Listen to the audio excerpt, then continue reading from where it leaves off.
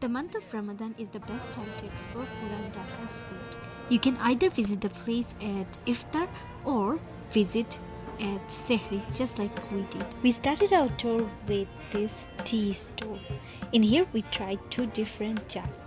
First of all, Malai cha, and secondly, we tried cha that comes with paneer or cheese. I was very surprised to learn that's how a lot of Old Dhaka people like their cha. Because of my love for cheese, I wish I really liked it, but honestly, I didn't enjoy it as much I wish I did. At the same time, I was glad to have tried something different. But the Malai cha tasted out of this world. Our Puran Dhaka journey started from having cha, and also we got to try the locals' way of eating cha. That was eating cha with cheese. It was an indeed unique experience. After finishing our tea, we started walking around and looking for our next thing. Here we were passing by restaurants which were grilling sheikh kebabs and fishes. So after seeing a lot of other restaurants where we couldn't get any space because it was so crowded and so full, we decided to have some here, mainly because there was space.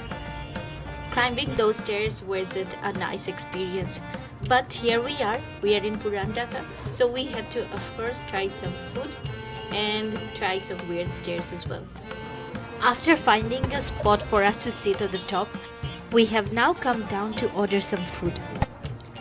Even though before reaching Bangladesh we planned to go to Puran Dhaka for iftar, but through local advice we decided to go there in Sehri time, and we were extremely surprised to see how busy it was there. One can hardly tell it's past bedtime.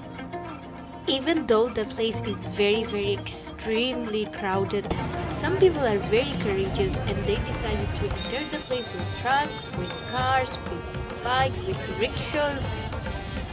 Honestly, hats off to them. Somehow, even in the tiniest space in Bangladesh, cars can move around. Looking at the video, one can easily think that it didn't feel good because it was so crowded, but somehow we actually really enjoyed this.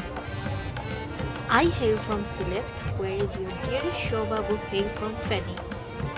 Something I really admire about Bangladesh is the unique culture we have across cities.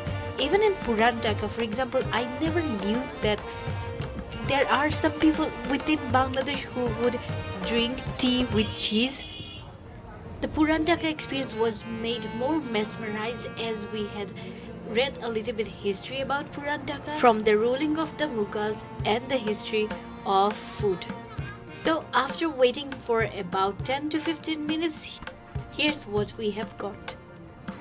They presented our sheikh kebab and sheikh fish on platters. So the platters came with some chili or mint sauce combination, some chola, some yogurt, and of course the meat.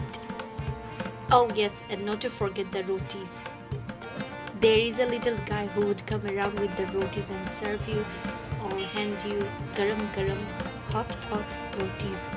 Overall, everything on the platter tasted really nice and good, except for the chola, which felt like it was just there as a decoration.